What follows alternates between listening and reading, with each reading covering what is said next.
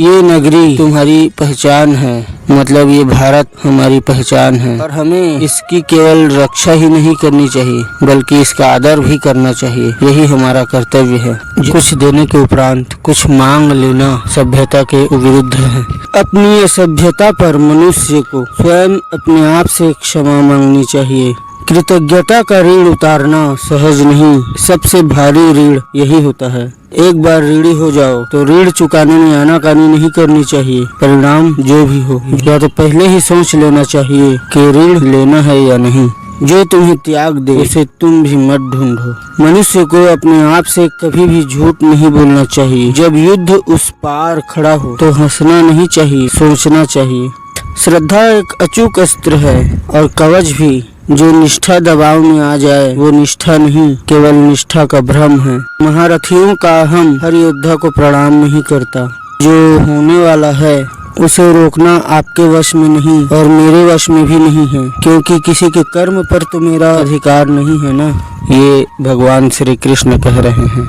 भगवान तो एक बार विवश हो भी सकते हैं, किंतु माता कभी विवश नहीं हो सकती। एक बाढ़ में धनुर्धर के प्राण होते हैं, अर्थात धनुर्धर का ये पहला कर्तव्य है कि वो अपने धनुष को अत्याचार, भ्रष्टाचार और अन्याय का साथ देकर कभी अपमानित न करे। अगर वो ऐसा करेगा तो उसी समय उसके बाण निष्प्राण हो जाएंगे और उसकी विद्या उसके पास से ऐसे चली जाएगी जैसे कभी उसके पास रही ही न, उसके पास आई ही न हो।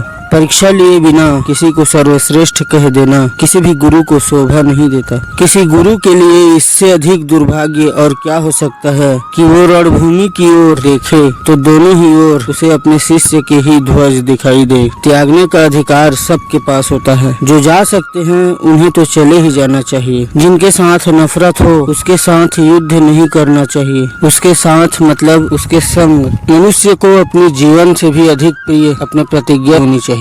अपने विकट परिस्थिति को कभी भी पीठ मत दिखाओ। जहाँ धर्म है वहीं कृष्ण है और जहाँ कृष्ण वहीं विजय। कोई माता अपने बच्चों को त्याग नहीं सकती। माता के ममता के आंसुओं की गंगा में स्नान करके पुत्र धन्य हो जाते हैं। अपने ऋण हर हाल में स्वयं उतारना चाहिए। आभार के ऋण को उतारे बिना तो मनुष्य को इस भूलोक को भी नहीं त्यागना चाहिए। जब आपसे कोई कुछ मांगे और आप उसे वो चीज न दे सको तो आप उससे क्षमा जरूर मांग लो या कुछ न कुछ तो जरूर दे दो अगर हो सके तो। सभ्यता की रक्षा करना भी क्षत्रिय धर्म है। जिस दिन क्षत्रिय अपने उस धर्म का त्याग कर देंगे उस दिन धूप का रंग काला पड़ जाएगा।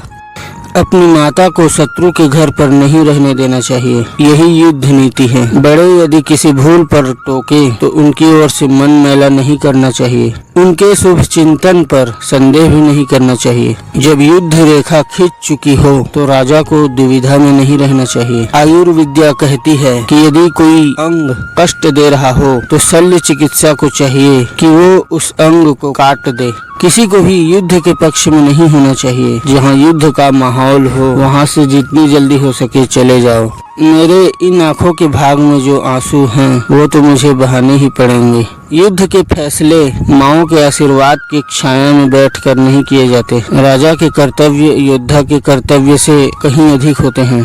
क्रोध के गहरे पानी में इतनी दूर नहीं जाना चाहिए कि स्वयं ही डूब जाए। वाद विवाद से कोई लाभ नहीं होता। धन्यवाद।